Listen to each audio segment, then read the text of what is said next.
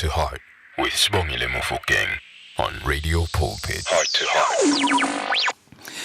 A re kweng, na o ka thagalela go araba dipotšišwana tše mmalwa ka thekgo ya gago ya Radio Pulpit? Ge o ka dira bjalo, o ka thopa ye nngwe ya di-voucher tše 3 tša Woolworths, ya R5,000 tša diranta, goba ya R3,000 goba R2,000.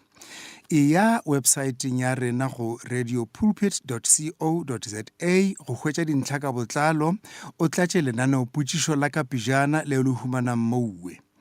Re leboga ge o le karolo ya lapa la Radio Pulpit. Thekgo ya gago e re thuša go tšwela pele go phatlalatša ditaba tše di botse. Re šomiša melao le melawana. You're listening to Radio Pulpit, your daily companion. We gave you the Zululand Gospel Choir and the song I Will Worship. 12 minutes it is, just after 2. And I promised the family that when I come back, I'm talking to Alison. And Alison is an ER24 corporate sales consultant. Hi, Alison. How are you? Hi there. I'm very well, and you? Thank you for that warm introduction. We've been waiting for you. I mean, after reading all the press release that you guys have released, we're like, we got to go into this. We need more. We need to understand more about this. But Alison, why do businesses often overlook non-occupational medical emergencies like heart attacks and strokes? And what are the risks of not being prepared? That is actually a very good question. So when companies just have so much on their plate from a day-to-day that often those non-occupational injuries are firstly seen as personal issues, not something of the workplace concern. There's many times the misconception that if it's not a physically demanding job, for example, like you're within a factory setting, that these risks will not come up. And then also, you just assume that it will all work out when something has occurred. Those are normally your top 3 reasons why non-occupational medical hazards are sometimes I wouldn't say overlooked. I would say rather more just forgotten about. Sure. But it's very important that they are always, there. One needs to, like the companies need to acknowledge these and always remember these ones. You can't just forget these. But what are the risks of not being prepared? No, you are spot on. So when any emergency occurs, you've got about an hour after an incident occurs to act and ensure that the appropriate health care is given. So if you firstly takes too long, you missed out on that golden hour. It's not just that, the workplace can be held liable for not having a structured plan in place. Employees do sometimes notice when these things aren't in place, and that can go and affect your morale in the company. Not having protocols in place does put everybody's lives in place. In jeopardy. And this has legal consequences that come afterwards. And always after an incident occurs, you want to make sure you can come back to normal as quickly as possible, whatever the new normal is. And when you don't have any of those places in place, plans in place, that's when it just takes so much longer to come back into play. Sure. So what specific steps can businesses take to prepare for a non-occupational medical emergency? I would say start off by sitting down and starting to develop a medical emergency response plan. Sit down, identify what are your key risks, establish a protocol, and then have designated first aiders. And be wise when you're choosing these first aiders. You want one that is always there. You can't have one individual because, someone could go out for lunch, someone could be on leave. So you want multiple people that work at different times of the day, that are there, that are trained, that are also mentally equipped for it. And then backing these employees up with adequate first aid kits, having AEDs, having training on these equipment, and then establishing an emergency contact system. Have those emergency numbers up and visible so that people can quickly call. Because when something occurs, you panic, and then you just kind of can't remember that number that was so easy to remember during training. Sure. And I guess that's why it's important to have the regular training and emergency drills, right? Oh, yes, yes, yes. I would say the goal is to have a biannual emergency drill, and if not a biannual, schedule at least an annual, and really encourage participation from your employees. It's easy, especially when you're just blessed with that nothing's ever happened in the workplace, that people just don't quite take it so seriously. And by doing certain scenarios, by doing a bit of role playing, by allowing everyone to be physically and actively involved in these Oh, yeah. scenarios and Yeah. play out is very important. And then afterwards, having a bit of feedback session of after these drills. What did we feel was best? Yeah. What was the morale of everyone? Those should help you.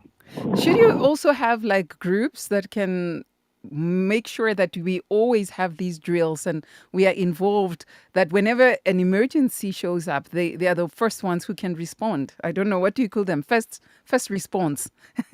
Do you need such groups in our workplaces? You definitely do. You need groups that are regularly trained. Okay. They're up to date with the new practices. They are the ones that are also making sure that when someone has in just a day-to-day used something out of the first aid kit, that something's been replaced.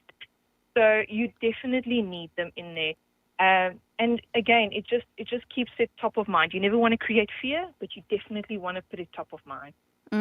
So, but now, what are the biggest challenges businesses face when trying to implement effective emergency plans, and how can they overcome them?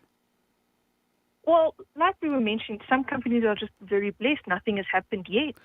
And that sometimes Ooh, you fall you into that see, trap where it's a lack of the where it's big a lack of word. an awareness. Yeah, the big word there Oh, is yet. The big word yes, there is there we go. yet. There Yeah. we go. Yes. So, you fall into this trap where you have this lack of awareness. And I would say overcoming that is just making sure that your leadership team and your certain individuals within the company are continually trained and they are made aware of it. The other thing is also it is getting a bit tough at times. The pennies are being counted twice, 3 times, 4 times.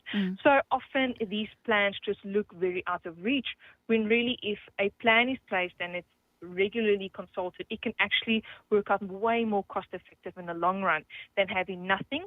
And when something occurs, then it's a case of you have to pay whatever's placed onto the table because you have not given yourself any options. So that's also a big one. And then with the lack of awareness, you have some employees that may not just take an emergency drill seriously. And that's why we were talking about those very interactive scenario-based, where every employee is encouraged with an active role. It keeps everyone just a bit sharp and a bit of top of mind. And, and not making it so complicated. Sometimes these things look very complicated from the outside. So, ensuring that each department and each stakeholders knows what they need to do, you can take a lot of the complexity out of it. Sure, we are civilians, Alison. That's why sometimes we don't take it serious. It's like when whilst we are doing, Oh, yeah. we are giggling You're all during a together drill. with your co-workers. You're starting to make a bit of fun of it all. We're all guilty. And so we have to change all of this. But are there any resources that are available for companies to develop a comprehensive emergency response plan? And if yes, there are, what are these resources? There is definitely. I am very blessed to be a part of a company that offers a lot of these resources. So ER24 does offer first aid and CPR training. ER24 provides level 1, 2, and 3 first aid training. We have emergency response consulting, where we come and we assess and we create a custom emergency response plan, because every company, like I said, is different. Some are sitting on the ground floor, some are sitting higher up, some are more high risk. We take everything into account. A workplace medical risk assessment is something also ER24 allows. We look at what safety measures need to be placed in. We have our 24/7 medical assistance line and the pre-arrival instructions, because even as a first aider, this is not what you do every day. You must probably be behind your laptop every day. And when something's not being done every day, out of, how they say, out of sight, out of mind. And a pre-arrival instruction line allows us to talk you through it and just to remind you of what you have been trained. And then obviously we help companies with the mock drills, because those are so vital, because those can eradicate a lot of the the problems that may occur when an incident occurs? I think my mind is taking it too far, but I'm just thinking about being prepared is much better. Mm. I'm thinking about the September 11th incident.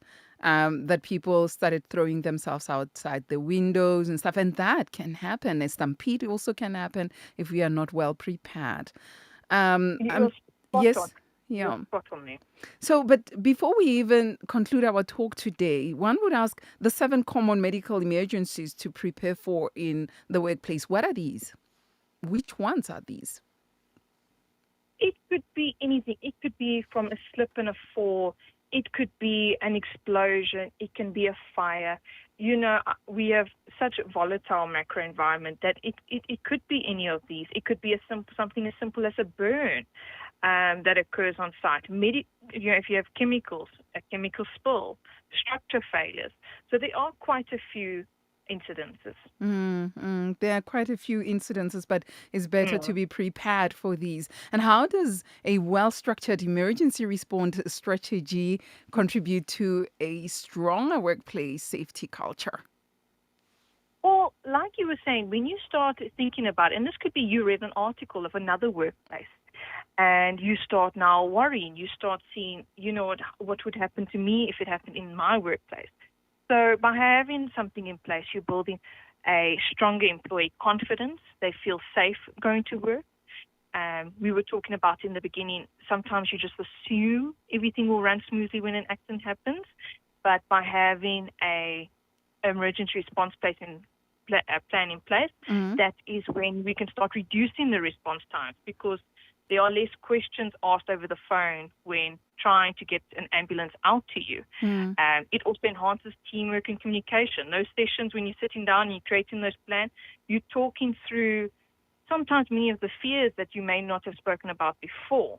And it's also, it can start demonstrating employee commitment. When you as an employee see that your employer they are concerned, they are making actionable steps to ensure that when something occurs, you are safe, it does create a better work environment.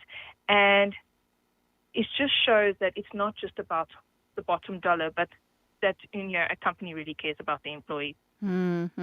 So I understand that ER24 is a dedicated team of consultants working closely with organizations to develop emergency plans and customize solutions suited to their industry-specific needs. So every company is different, and ER gets involved and helps in that space on how to go about doing that. So how can companies get ER involved in their organizations as well? I would recommend going onto our website and clicking on to our corporate solutions. Over there is a form and a consultant will reach out to you, but you are spot on. Consultants come in, we look at the scenario, we work out where are the flaws, where we can step in. And I must say, even from my end, I've never had two cases that are similar. They could be in the same industry, same amount of employees. It's just, we are all unique and every company is unique, and you need a consultant that understands that. Your closing statements, Alison? I would just say, like you were saying, yet. The magic word is yet. When we were talking about their lack of awareness, is that the assumption that, well, it hasn't happened, so it's not going to happen, is a very dangerous one to fall in. And in times where things can go so fast, so wrong so fast, you really want to make sure you have a strong team behind you and a team with a heart. And ER24 is definitely that company. All righty then. Thank you so much for talking to us this afternoon. Just before you go again, the website, is it ER24 dot? It is www.er24.co.za. Thank you so much, Alison. Have a blessed one. And hoping that we will be safe at our workplace and our workplaces will be prepared, well prepared, Alison, for such. There we go. Ooh. Awareness. It's all about awareness. All about awareness. Thank you so much for talking to us. Have a blessed one. Have a great day. Thanks so much. Bye.